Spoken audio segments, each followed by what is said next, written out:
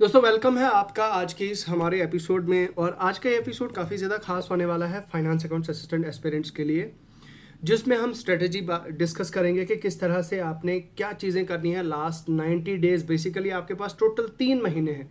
अगर हम अभी काउंट करके देखें तो पूरा प्रॉपर 3 महीने आपके पास हैं, और इन 3 महीनों में आपने क्या चीज़ें करनी है क्या नहीं करनी है उसको लेके आज की इस वीडियो में हम डिस्कस करेंगे। एंड उसके अलावा और जो चीज़ हम डिस्कस करेंगे वो ये कि अगर कोई आदमी अभी स्टार्ट कर रहा है, जिसने अभी फाइनेंस अकाउंट्स असिस्टेंट की तैयारी स्टार्ट भी नहीं की है, ठीक है, उसके लिए भी ये वीडियो काफ़ी इंपॉर्टेंट रहने वाला है। तो स्टार्ट करते हैं बगैर किसी फजूल डिस्कशन के। देखो यार, सबसे पहली चीज़ मैं यहाँ पे आपकी स्क्रीन्स पे मेंशन करना चाहूँगा। यहाँ पे अगर मैं आपको बता दूँ तो सबसे पहले आपका सिलेबस आता है, जो कि मैं हमेशा से अपनी वीडियोस में कहते आ रहा हूँ कि आपका सिलेबस यार ब्लूप्रिंट है यार आपके एग्ज़ाम का। तो आपका सिलेबस हमेशा आपके सामने होना चाहिए, आपके सिलेबस का प्रिंट आउट आपके सामने होना चाहिए। तो देखो, सबसे पहले है आपका GK, general knowledge, GK with special reference to Jammu and Kashmir, ठीक है, with special reference to JNK, ठीक है। तो ये है आपका 30 मार्क्स का है, ओके, एक ये। और तो ये रहा आपका सिलेबस, जिसमें आपकी ये सारे कंपोनेंट्स हैं। और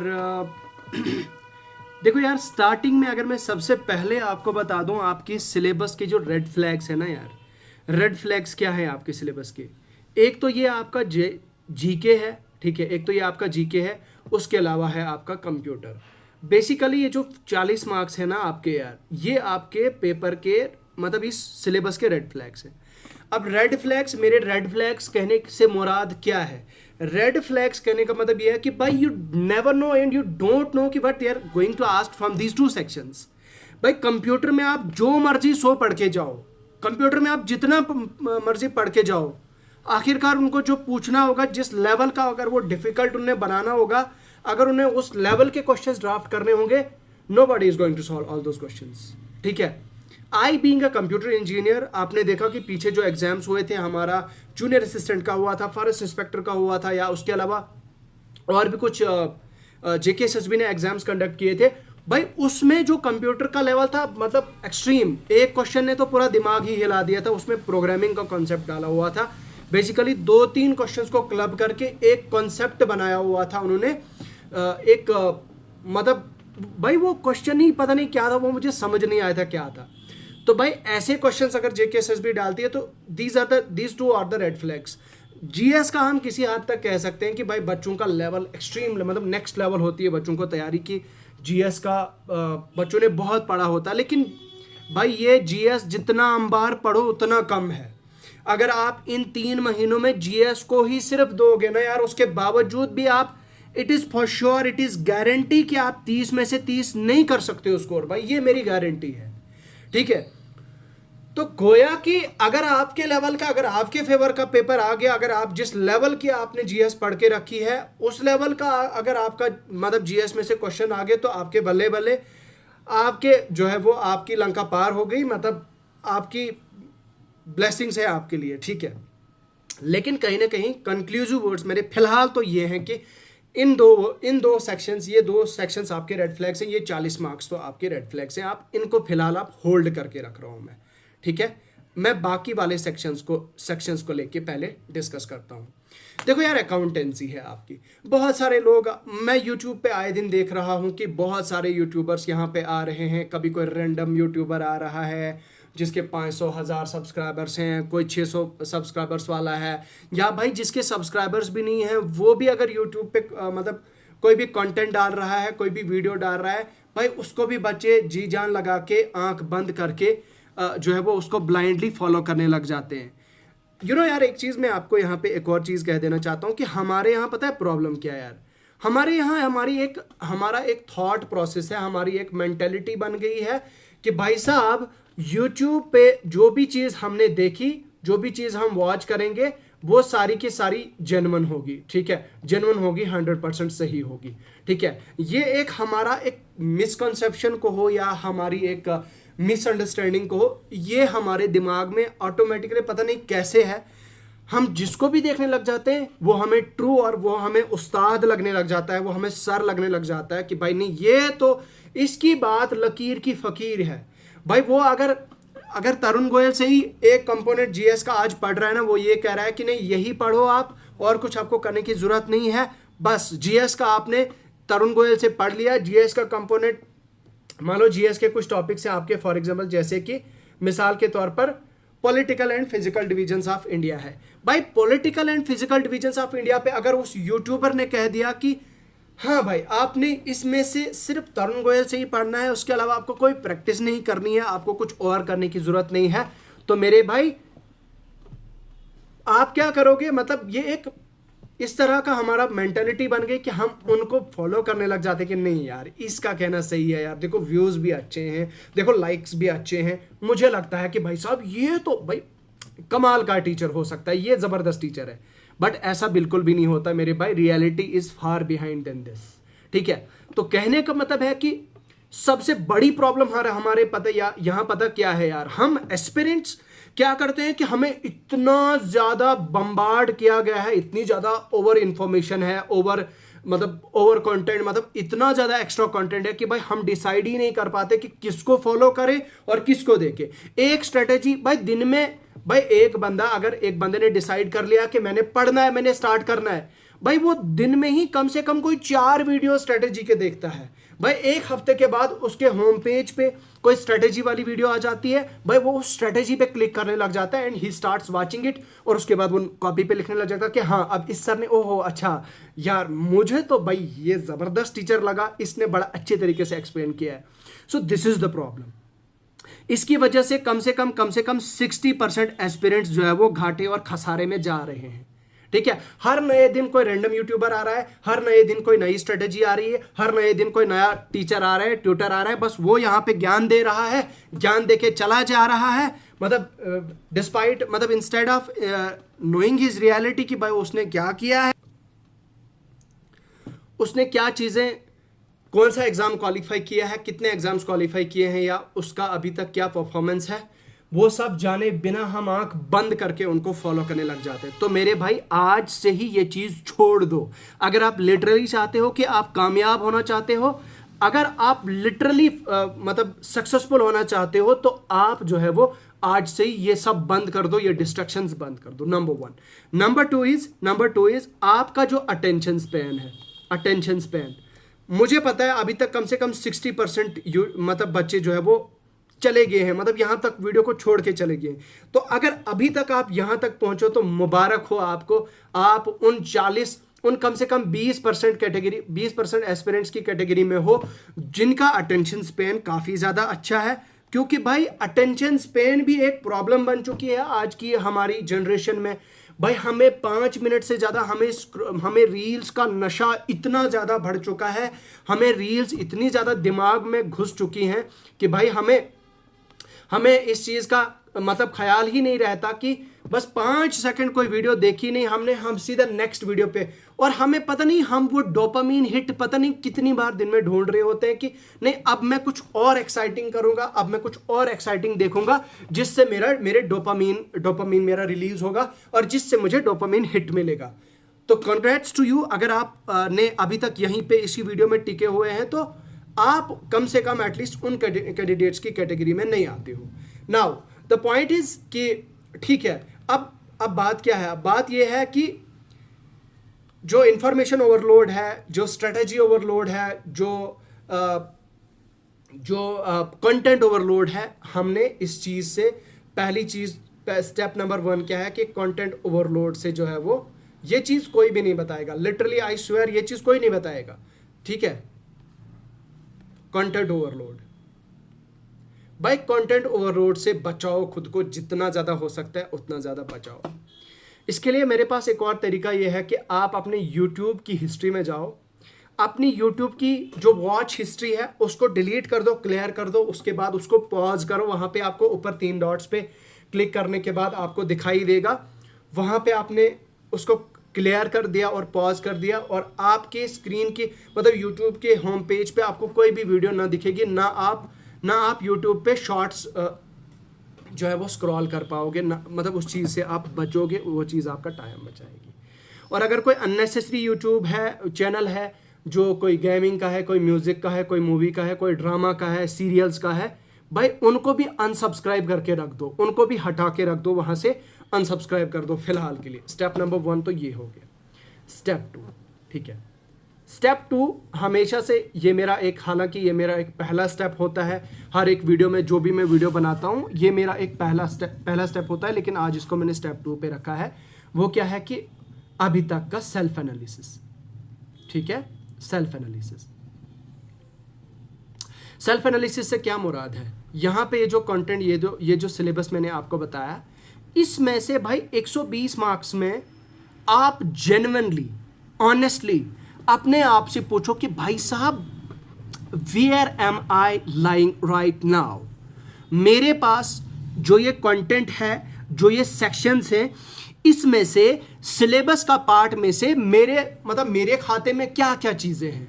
मतलब बेसिकली अगर मुझे उसमें से पूछा जाएगा कि कोई भी अगर कोई प्रोफेसर, कोई स्कॉलर भी उस सेक्शन में से आएगा ना, वो अगर मुझसे कोई सवाल पूछेगा तो भाई मैं फोड़ दूंगा, मैं ऐसे जवाब दूंगा। भाई मुझे ऑनेस्टली ये सेल्फ इवैल्यूएशन करना है, अपने सेल्फ एनालिसिस करना है कि किस लेवल का जो है मैं प्रिपेयर्ड हूँ, और इनमें से कौन सा ऐसा कंपोनेंट है जिसमें मैं फोड़ सकता हूँ। भाई कोई भी कॉन्सेप्ट अगर आए, उस कॉन्सेप्ट को मैं फोड़ सकता हूँ, मैं अच्छे लेवल का जो है वो उसको जवाब दे सकता हूँ, मैं आंसर दे सकता हूँ। आप पहले इस चीज़ का एनालिसिस करो। एनालिसिस करने के भी 2 तरीके हैं। पहला तरीका क्या है, पहला तरीका जो एज यूजुअल मैं आपको बताता हूँ, फर्स्ट वे क्या है आपका, यहाँ पे मैं लिखता हूँ, the first way to analyse yourself is through the mock test. ठीक है, आपने मॉक टेस्ट के जरिए से, मॉक्स सेक्शनल, ठीक है। और दूसरा तरीका आपका क्या है, आपने कंटेंट देखना है, आपने कितना पढ़ा हुआ है, और खुद से सवाल करना है कि भाई कितना मैंने पढ़ा है, कितना मुझे आता है। बट इन दोनों में से अगर आप मुझे पूछोगे one of the best way to check और एनालाइज योर सेल्फ और to make self analysis of yourself, तो which is the best way, तो मेरे हिसाब से the better way is the पहला वाला, ये वाला, सॉरी जस्ट अ सेकेंड। तो मैं पहले वाले सेक्शनल मॉक टेस्ट को प्रायोरिटी दूंगा। ठीक है, अब सेक्शनल मॉक टेस्ट भी देने का क्या तरीका है, अगर मैं आपके इंग्लिश वाले सिलेबस की बात करूं, इंग्लिश में अगर मैं बात करूं आपका, चलो ज़रा मैं आपके सिलेबस पे ले चलता हूं आपको। ये रहा आपका इंग्लिश का कंपोनेंट। भाई इस इंग्लिश के कंपोनेंट मुझे आप बता दो ज़रा, सिर्फ इतना बता दो, अगर आपको कोई टेंसेस में से सवाल पूछता है, अगर आपको कोई टेंसेस में से क्वेश्चन पूछता है, मुझे आप दिल पे हाथ रख के बताओ, कसम खा के बताओ कि टेंसेस में से क्या आपके सारे के सारे क्वेश्चंस ठीक हो रहे हैं। Are you able to answer all those MCQs और द क्वेश्चंस और the concepts from the tenses. ठीक है, टेंसेस आपने देखा पहले प्रेजेंट टेंस, मतलब पास्ट, प्रेजेंट और फ्यूचर। पास्ट टेंस में से आपके नोट्स पर प्रॉपर बने हुए हैं, आपने बहुत अच्छे से पढ़ा हुआ है, प्रैक्टिस आपने बहुत अच्छे से की हुई है। नाउ द पॉइंट इज कि आपने खुद को टेस्ट करना है। कई बार कैंडिडेट्स क्या करते हैं कि दे फेल इन फाइंडिंग कि भाई मेरे पास सोर्स क्या है, ऑनलाइन सोर्स कौन सा है जिस सोर्स से मैं खुद को टेस्ट कर सकूं या एनालाइज कर सकूं। अब उसके लिए भी मैं आपको 2 तरीके बताता हूं। पहला तरीका तो रीसेंट PYQs JK SSB के वो निकालो। दूसरा तरीका ऑनलाइन अभी बहुत सारे प्लेटफॉर्म जैसे कि टेक्स्ट बुक वगैरह है, ठीक है, टेक्स्ट बुक वगैरह का यूज़ करके, या फिर ऑलिवुड वगैरह है, तो उन प्लेटफॉर्म्स का यूज़ करें। अब उनमें भी दिक्कत ये है यार कि वो थोड़ा CGL लेवल का कई बार तो मतलब वो काफ़ी टफ चला जाता है। तो ये 2 तरीके हो सकते हैं। अब PYQs आपको ऑनलाइन तो मिलेंगे नहीं, बहुत सारे कम लोगों ने, बहुत कम इंस्टीट्यूट्स ने इसको अपलोड किया हुआ है, बट कोई बात नहीं, मैं देखूंगा यार कि अपनी टीम में अगर कोई दिखा मुझे कोई आदमी, किसी आदमी से मेरा रब्ता हो पाया तो आई विल ट्राई कि ये PYQs हमारी मतलब ऐप पे फिलहाल कुछ टाइम के लिए फ्री में जाएं। Previous year sectional previous year questions, तो आप वो अटेम्प्ट कर सकते हैं। आप हमारे फिलहाल तो अभी टेलीग्राम चैनल को ज्वाइन करो, टेलीग्राम चैनल के साथ साथ यूट्यूब चैनल को सब्सक्राइब करो, बेल आइकन प्रेस करके रखो ताकि हर एक अपडेट आप तक पहुंचे। और उसके अलावा आप हमारी ऐप को डाउनलोड करो। ऐप का लिंक भाई वीडियो की डिस्क्रिप्शन में है, अभी जाके डाउनलोड करके वापस आ जाओ वीडियो में ना। ठीक है, ये PYQs आपने एनालिसिस किया, ये रीअरेंजिंग ऑफ द एक एक कंपोनेंट को आपने टेस्ट करना है भाई। ये थोड़ी है कि पूरे सेक्शन को आपने टेस्ट किया फिर आपने देखा कि एंटोनियम्स में से 2 क्वेश्चन गलत हैं, आपके साइनों में आपके 2 क्वेश्चन गलत हैं, उसके अलावा होमोफोन होमोनिम्स में से आपके 1 क्वेश्चन ठीक है। मतलब होमोफोन में से आपका 1 क्वेश्चन ठीक हो गया और आप ये सोचोगे कि नहीं मेरे तो बल्ले बल्ले हो गए, मैं तो भाई पता नहीं कौन सा 30 मार खान बन गया कि मेरा होमोफोन्स में से मेरा मतलब परफेक्ट बजा, मेरा क्वेश्चन ठीक हो गया, तो अब मुझे होमोफोन्स करने की जरूरत नहीं है। नहीं भाई, जनरल इंग्लिश को आपने कलेक्टिवली जनरल इंग्लिश का टेस्ट नहीं देना है, आपने एक एक एक एक एक एक कंपोनेंट को उठाना है, फ्रेजेस को उठाना है, प्रोनाउंस को उठाना है, प्रोनाउंस की प्रैक्टिस करनी है। ऑनलाइन सर्च करो, गूगल पे चैट जीपीटी का यूज करो सॉरी चैट जीपीटी का यूज करो भाई। इन कंपोनेंट्स के आपके पास आई एम डेम श्योर कि आपके पास नोट्स होंगे, उन नोट्स का यूज करो, पहले उन नोट्स से रिवीजन करो। ठीक है, अगर आपको लगता है कि आपके दिमाग में फिट है सारी चीजें, आपको रटा हुआ है, आपको सारा याद है, तो भाई go for the practice, start practising right now. और एक एक एक एक एक एक कंपोनेंट को उठाओ, जैसे मैंने यहां पे क्या कहा, rearranging of the jumbled sentences.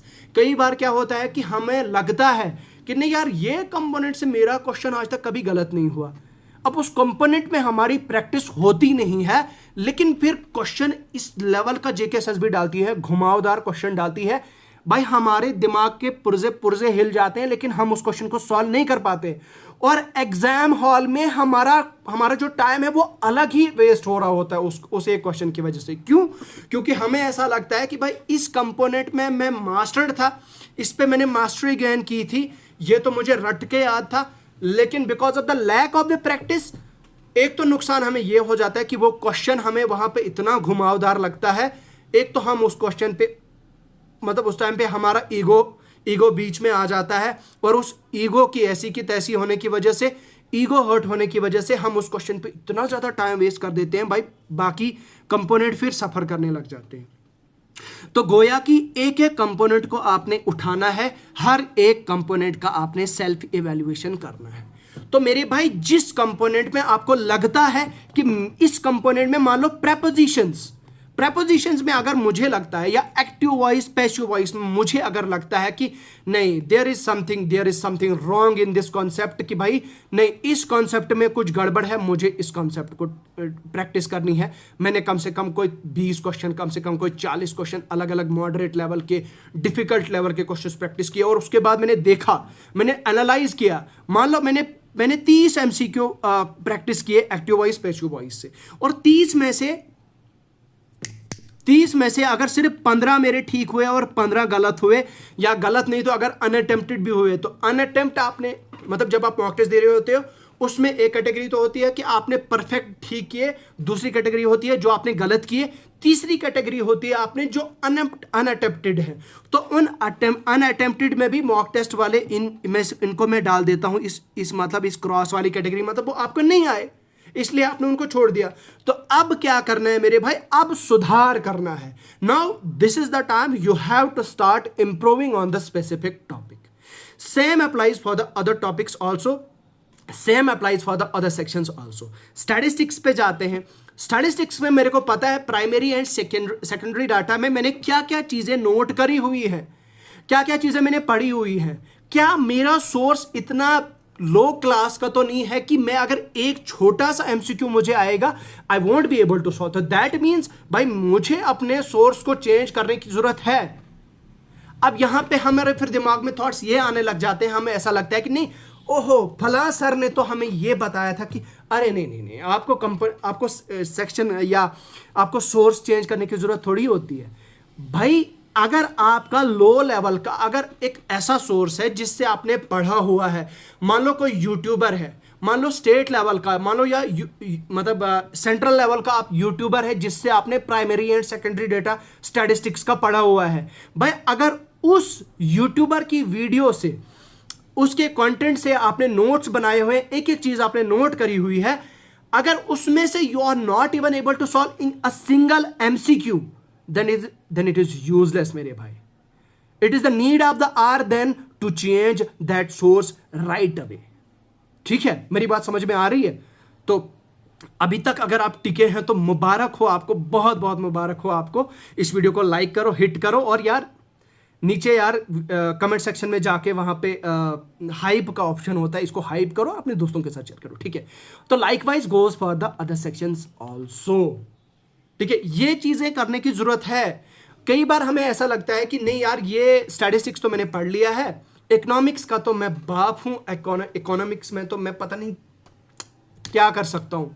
लेकिन फिर जब टेस्ट की बारी आती है भाई, हम प्रॉब्लम यह है कि 80% ऑफ द एस्पिरेंट्स, ध्यान से सुनो, again I am repeating, 80% of the aspirants don't even self-evaluate themselves.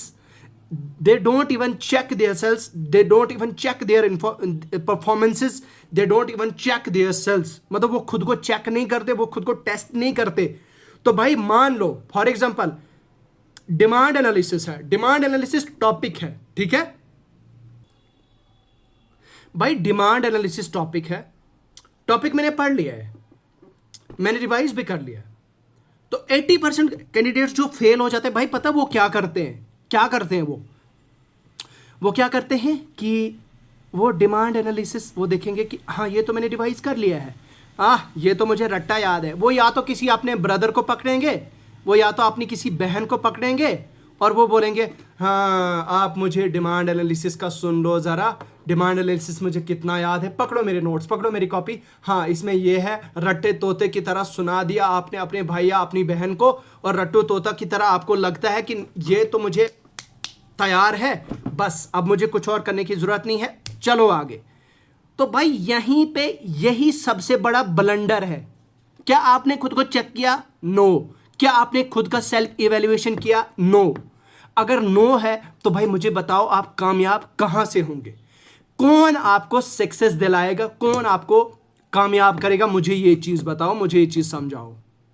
तो भाई अपने नोट्स को रिवाइज करो, एक बार रिवीजन की उसके बाद एमसीक्यूज प्रैक्टिस करो, एमसीक्यूज के थ्रू अपने नोट्स को रिवाइज करना है. I hope you got my point. ठीक है, उसके बाद लाइकवाइज है आपका, जैसे जैसे मान लो यहाँ पे इकोनॉमिक्स का एक कॉन्सेप्ट है रोल ऑफ आरबीआई. भाई रोल ऑफ आरबीआई, आपने देखा कि रोल आरबीआई के रोल क्या, रिजर्व बैंक ऑफ इंडिया का रोल क्या है, उसमें सारे वो पॉइंटर्स आपने लिख के रखे हैं, नोट करके रखे हैं. उसके बाद आप क्या करते हैं कि मतलब जो स्मार्ट बच्चा होगा ना, जो जो जो रैंकर बच्चा होगा, जो रैंक लाता है, वो क्या करेगा भाई, वो नोट्स थोड़ी वो मतलब ये ऐसे अपने नोट्स को खोला, ये ऐसे रटे की तरह ऐसे ऐसे सुना दिया, फिर ऐसे साइड पे रख दिया, बस हो गया रिवाइज. नहीं, वो ये नहीं करेगा भाई, वो एक ब्लैंक पेज पकड़ेगा. क्या करेगा वो जो क्वालिफायर होगा, वो जो रैंकर होगा भाई, वो क्या करेगा, वो एक वाइट पेज पकड़ेगा. ठीक है, वो एक वाइट पेज पकड़ेगा, उस वाइट पेज को वो नीचे रखेगा और वो उस वाइट पेज पे वो रिमाइंड करने की कोशिश करेगा कि इसमें से क्या क्या क्या क्या क्या क्या क्या क्या पॉइंट्स थे, क्या क्या क्या क्या क्या क्या चीज़ें थी, वो ये चीज़ें देखने की कोशिश करेगा. और उसके अलावा वो फिर पहले, ठीक है, वो उसने याद करने की कोशिश की कि हाँ रोल ऑफ आरबीआई में 10 पॉइंट्स थे, ठीक है, ये 10 के 10 पॉइंट्स मुझे याद है, ठीक है, ओके, अब मैं खुद को चेक करूंगा. फिर वो चैट जीपीटी को बोलेगा कि भाई मेरे को एमसीक्यू दे दे यार, मेरे को क्वेश्चंस दे दे यार. ठीक है, वो चैट जीपीटी को ये चीज़ बोलेगा, चैट जीपीटी उसको क्वेश्चंस दे देगा. ठीक है, वो क्वेश्चंस दे देगा उसको, तो उस पे वो आंसर्स चेक करेगा, खुद को देखेगा, इवेल्युएट करेगा.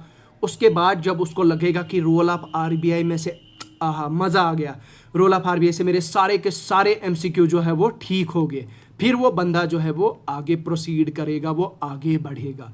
तो इस तरह से एक टॉपर की तरह से, इस तरह से एक टॉपर की तरह, एक रैंकर की तरह पढ़ाई होती है और प्रैक्टिस होती है. ठीक है, अब ये चीज़ तो मैंने आपको बता दी कि आपने तरीका क्या लगाना है, किस तरीके से आपने अपनी तैयारी को इन्हांस करना है. अब हम बात आते हैं हमारे आखिरी पड़ाव पे। वो हमारा आखिरी पड़ाव क्या है? हमारा आखिरी पड़ाव है वो लास्ट के 90 डेज। 90 डेज हमने क्या करना है? देखो यार, इसमें भी आपकी 3 कैटेगरीज हो सकती हैं। पहली कैटेगरी ये एक ऐसी होगी जिसने मतलब जिसका सारा 100% सिलेबस जो है वो कंप्लीट होगा, ठीक है। दूसरी कैटेगरी ऐसी होगी जिसका अभी कम से कम कोई 50% या उससे ज़्यादा सिलेबस कंप्लीट होगा। तीसरी कैटेगरी ऐसी होगी जो न्यू होगी, बिल्कुल न्यू, उन्होंने अभी मसा 10 या 15% का सिलेबस जो है वो पढ़ा होगा। तो तीनों के लिए अलग अलग अलग अलग स्ट्रेटेजी लगेगी, तीनों के लिए एक अलग अलग अलग से जो है वो स्ट्रेटेजी चलेगी। यहाँ पे एक ही वीडियो अगर बनाऊंगा भाई 2 घंटे की वीडियो बनेगी, इसको कोई देखेगा भी नहीं भाई, ठीक है। तो कुल मिला के बात यही है कि किस तरह से आपने चलना है वो मुझे आप बता दो। आप इस कैटेगरी में हो तो मुझे बताओ कमेंट सेक्शन में, आप इस कैटेगरी में हो तो मुझे बताओ, इस कैटेगरी में हो तो मुझे कमेंट सेक्शन में बता दो। खैर फ्राइडे भी है और अभी फ्राइडे भी है और अभी टाइम भी बहुत लंबा हो चुका है, आधे घंटे की वीडियो हो चुकी है। लेकिन कुल मिला के ये है कि ये जो आखिरी पड़ाव है हमारा, ये पड़ाव हम नेक्स्ट वीडियो में कवर करेंगे। And it all depends on you guys कि आप क्या चीज़ चाहोगे। मैं 100% जिनका सिलेबस कवर है उनको लेके वीडियो बनाऊं, या फिर जिनका सिर्फ अभी 50% कवर हुआ है, या फिर न्यू वाले। अगर आप तीनों कैटेगरी के लोग मुझे बताओगे तो मैं आपको एक प्रॉपर वे में वीडियो लेके दूंगा, ठीक है। तो फिलहाल तो ये है कि आपने किस तरह से आपने एनहांस करना है अपनी तैयारी को। तो ये चीज़ जो मैं आपके साथ शेयर करना चाहता था। बाकी यार आपका क्या राय है, आपको क्या लगता है, क्या चीज़ सही है, क्या चीज़ नहीं करनी चाहिए? भाई सारा का सारा आपके रिस्पॉन्स पे डिपेंड है। जैसा आप रिस्पॉन्ड करोगे वैसे आपके लिए वीडियो लाई जाएगी, वैसे आपको वीडियो जो है वो परोसी जाएगी। तो बस ये चीज़ें हैं, इन चीज़ों का खास ख्याल रखना है। कैसे आपने मतलब अपनी रिवीजन को एनहांस करना है। अगर आप मतलब जो अभी फ्रेशर भी हो या रिपीटर भी हो, ये बेसिकली ये रिपीटर और फ्रेशर के लिए ये स्ट्रैटेजी वीडियो थी कि भाई लास्ट के 90 डेज में आपने क्या करना है। उस पे तो हम अभी नहीं पहुंचे हैं कि लास्ट के 90 डेज पे आपने क्या करना है, लेकिन फिलहाल तो ये आपको रोड मैप मिल चुका होगा कि आपने क्या चीज़ें अभी आपने करनी है, क्या चीज़ें आपको ज़रूरत है और क्या चीज़ें आपने अभी नहीं करनी है। तो आई होप आपको ये सारी चीज़ें क्लियर हो गई होंगी। उम्मीद करता हूँ कि आपको इस मेरी वीडियो से काफ़ी ज़्यादा हेल्प मिलेगी। बाकी यार आपका क्या कहना है इस वीडियो के रिलेटेड, या कुछ भी अगर आपकी राय है कमेंट सेक्शन में लिख के बताओ। इन्हीं अल्फाज के साथ में मुझे इजाज़त दीजिए। खुदा हाफिज़।